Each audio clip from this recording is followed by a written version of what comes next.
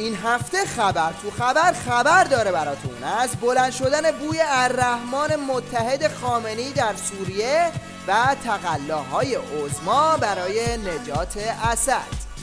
ببینید کار به کجا رسید که نمایش خمینی ساخته روز قدس رو هم به روز حمایت از دیکتاتور خونریز سوریه تبدیل کردن. انشاءالله در راهپیمایی شرکت میکنید و حضورتون رو بیشتر پررنگتر از هر سال خواهید کرد، به خصوص اینکه دندان تیز کرده اسرائیل برای کشور برادر سوریه، باید از این جهت هم انشاءالله ناکام بشود. بله، این هم یکی از ساندیسی های پررنگ که هر سال به عنوان سیاهی لشکر توی این نمایش ایفای نقش میکنن. انزجار هم نمیگم، نفرت ما بگو. نفرت ما. آره دیگه.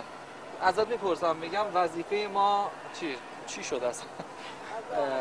حضور من و شما در راهپیمایی روز قدس نشانه چیه؟ بگید. این حضور من نشانه وحدت، همبستگی مسلمانان و همچنین نفرت ما نسبت به اسرائیل اشغالگر و استکبار جهان است. خب بریم. حضور من و شما در راهپیمایی روز قدس نشانه چیه؟ نشانه نفرت و انزجار و از همبستگی و بعد با هم بودن. علت این که این روزها مهره‌های مختلف نظام سنگ سوریه رو به سینه میزنن اینه که گوشی دستشون اومده که توی دومینوی سقوط دیکتاتورها در منطقه بعد از سوریه نوبت سیدعلیه. سبزعلی رضایی توی این برنامه این درد رو بالا میاره. بعد اصل مهمات میدید به مخالفین بشار اسد که اینا پرچم آزادی و دموکراسی داشته باشن.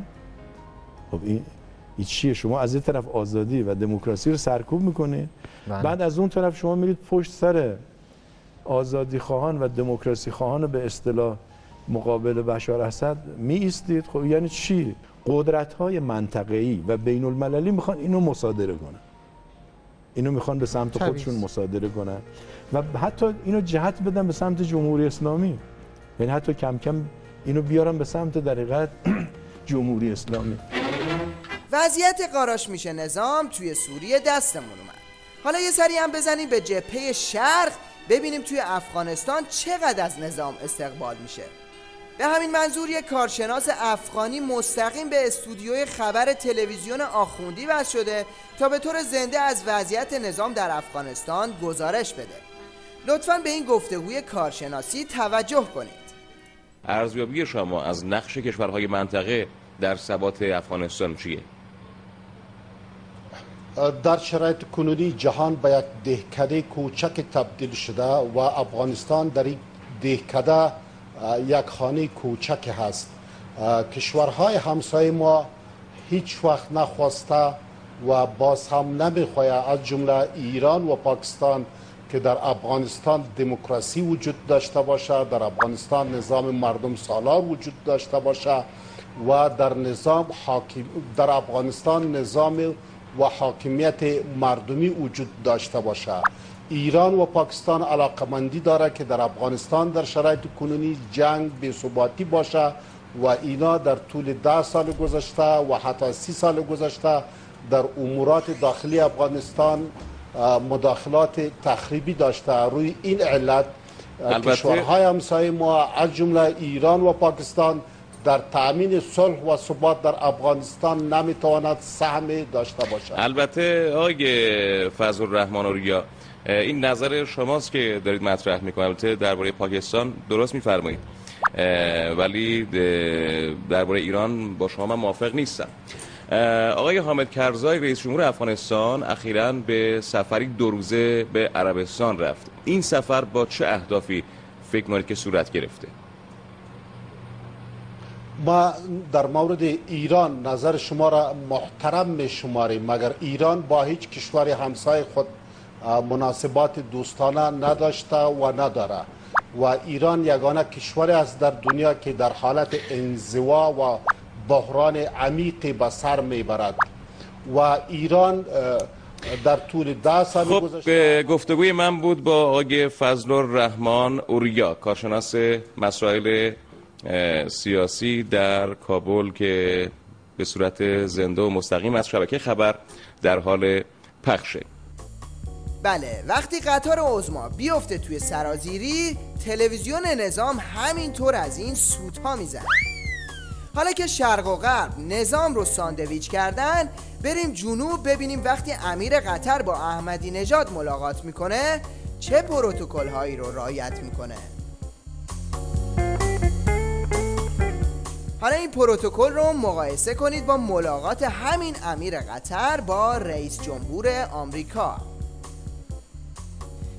پای برهنه و دمپایی امیر قطر، اون هم در مقابل رئیس جمهور نظام. به زبان دیپلماتیک یعنی کشکم حسابت نمی کنن. طوری که سایت محسن رضایی هم صداش در اومد و نوشت امیر قطر گویی در یک مکان تفریحی و ییلاقی و برای استراحت و انبساط مزاج آمده بود. البته انزوای نظام فقط در عرصه بین المللی نیست. آش انزوای آخوندها در عرصه داخلی شورتر از این حرفاست. فقط کافیه که از این شودمشنگ سوال کنید که رابطه گروه‌های سنی مختلف با آخوندها چطوریه؟ وارد مرحله ابتدایی میشی؟ سلام حاج آقا، سلام حاج آقا. بچه ها با یه عشقی میدوئن دنبالت. سلام حاج آقا. برو راهنمایی. گوشه مدرسه نشسته میگه سلام علیکم. برو دبیرستان. تا وارد میشی الله کردن ما را از صبح تا به حالا. برو دانشگاه مارمولک. البته این ادعا کرد که بچه‌های ابتدایی آخوندها رو تحویل میگیرن. اینم از استقبال یه بچه مدرسه ابتدایی از آخوندهای تلویزیونی. همش آخوند.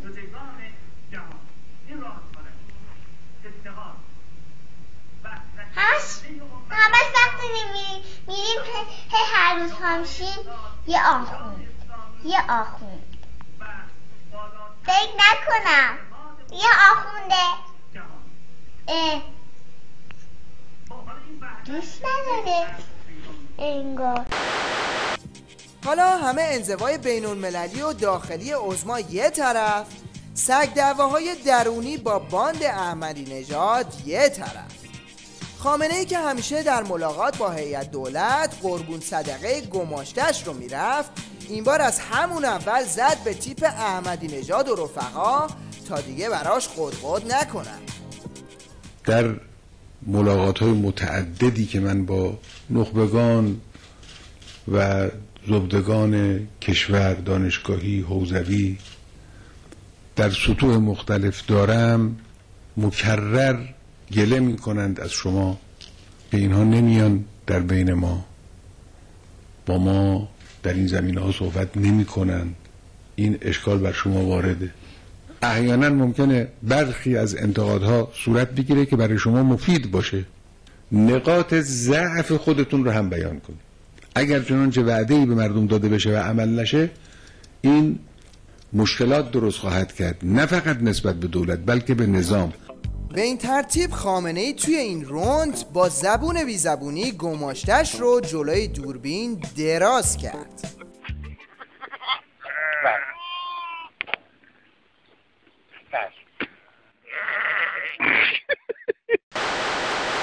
در انتها توجه شما رو به هنرنمایی این هموطن پنجه طلا جلب می‌کنیم که از چشمه هایی که میاد معلومه یه روزگاری دستی توی این کارها داشته.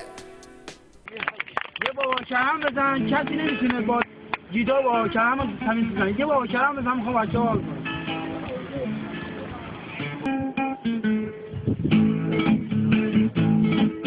بابا کرم قربونت برم، بابا کرم دوست دارم.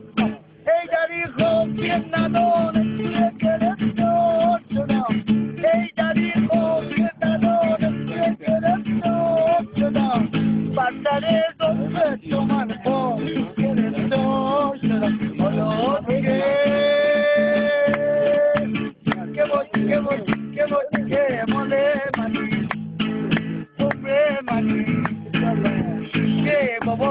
عشقت بابا کرم قربونت برم بابا کرم دارم برم کار بیاری من گوش بداری من کار بیاری من گوش بداری که من مستم ولی دیگه دستم ماس کنگرمون ماس کنگرمون ای دریغم که ندارم گرفتار شدم ای دریغم که ندارم گرفتار شدم از سر تو من با گرفتار شدم حالا دیگه